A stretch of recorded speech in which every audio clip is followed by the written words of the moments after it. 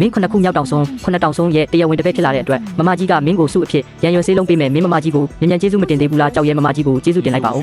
မင်းမှာစာမွေးပွဲဖြေဖို့မလိုဘူးဆိုပေမဲ့မင်းရဲ့ဝိညာဉ်ရိုးအမျိုးအစားနဲ့အဆင့်ကိုစစ်ဆေးဖို့လုံးမိန်ဆိုင်ကိုခေါ်သွားရမယ်ဒါကနောက်တစ်ချိန်ကြင်ကြံခြင်းအတွက်အကျိုးရှိတယ်ဝိညာဉ်ရိုးကို၄အဆင့်ခွဲထားတယ်ခရမ်းရောင်ဝိညာဉ်ရိုးရွှေရောင်ဝိညာဉ်ရိုးနတ်မောင်ဝိညာဉ်ရိုးနဲ့အဖြူရောင်ဝိညာဉ်ရိုးတို့ဖြစ်တယ်ခရမ်းရောင်ဝိညာဉ်ရိုးကရှားပါဆုံးဖြစ်ပြီးအဖြူရောင်ဝိညာဉ်ရိုးကတော့အတုံးမဲ့ဆုံးပဲ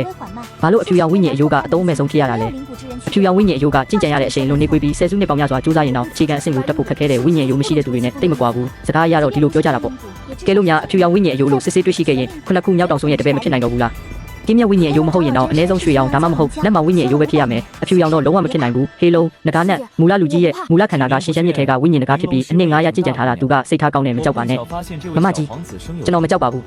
မတွေ့တာနှစ်တော်ကြာပြီးလင်းလုံးညီမလေးလည်းအရွယ်ရောက်လာပြီပဲငါမတော်တဆဒီမင်းသားလေးမှာဝိညာဉ်ရိုးပါတာတွေ့လို့စည်ရင်သွင်းဖို့ခေါ်လာတာပါငါအရင်စစ်မယ်မိတက်ဝိညာဉ်အယိုးမိတက်ဝိညာဉ်အယိုးဖြစ်နေတာပဲဝေဒနာခံစားနေရတဲ့တန်းလန့်ရဲ့ကိုကူမြောက်မင်းသားကအတုံးမကျဘူးပဲဘေးဖယ်လိုက်တော့နောက်တစ်ယောက်ဒါကမိုးကြိုးတဲ့အယိုးထုပဲတကယ်ကိုဝိညာဉ်အယိုးအဆင့်ရှိတဲ့မိုးကြိုးတဲ့အယိုးထုပဲဂုံယူပါတယ်လင်းပူယူညီမလေးကျေးဇူးတင်ပါတယ်မမကြီးကဝိညာဉ်အယိုးရွေးချယ်ခံရတဲ့သူတွေထဲမှာအဖြူရောင်အယိုးလုံးဝမရှိဘူးလို့ပြောခဲ့တယ်ပလဲလုံးလင်းလက်လာတဲ့အချိန်မှာတော့အဖြူရောင်အယိုးဖြစ်နေတဲ့အတုံးမဲ့ဆုံးအဖြူရောင်အယိုးဝိညာဉ်အယိုးစမ်းတက်ပွဲမှာအဖြူရောင်အယိုးထွက်လာလိမ့်မယ်လို့ခုနှစ်ခုမြောက်တောင်ဆုံးရဲ့ကန်ဆာလာကတော့အမြဲတမ်းညံ့နေတာပဲဒီလိုအမှတ်မျိုးကိုတော့ငါတို့ရှိုးဖုံးပထမတောင်ဆုံးကလက်မခံနိုင်ဘူးအဖြူရောင်အယိုးကခုနှစ်ခုမြောက်တောင်ဆုံးရဲ့တပည့်ဖြစ်ဖို့အရေးချင်းမမီဘူးမင်းတောင်အောက်မှာ3နှစ်ကြာအလုပ်လုပ်ပြီးခုနှစ်ခုမြောက်တောင်ဆုံးရဲ့လူရွေးပွဲကိုရှင်ပြိုင်မလားသို့မဟုတ်အခုချက်ချင်းတောင်ပေါ်ကဆင်းသွားမလားအကြီးကဲကျွန်တော်တောင်အောက်မှာ3နှစ်ကြာလေ့ကျင့်ပါရစေလူရွေးပွဲအောင်မြင်ခဲ့ရင်ခုနှစ်ခုမြောက်တောင်ဆုံးရဲ့တပည့်အဖြစ်ဝင်ရောက်ပါမယ်ဒီကြောက်စာလွာကိုယူသွားပါမင်းကိုတောင်အောက်ကိုဆောင်ပေးပြီးဆက်လက်လှုပ်ဆောင်ရမယ့်ကိစ္စတွေကိုရှင်းပြပေးလိမ့်မယ်ကျေးဇူးတင်ပါတယ်အကြီးကဲ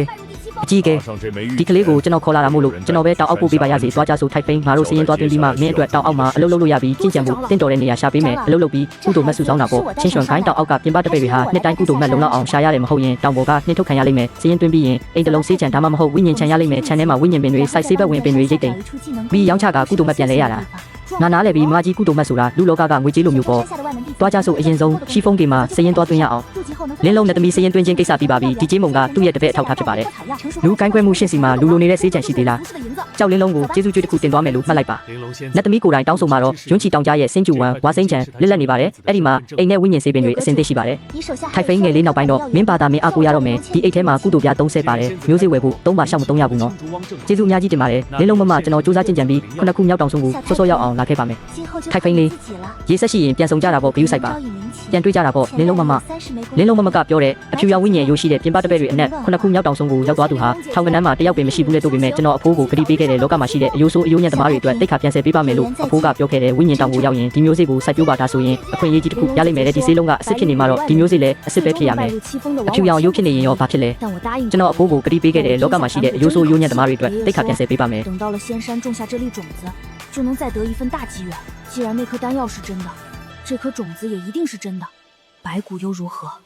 我答应过爷爷，要为天下反骨争一口气。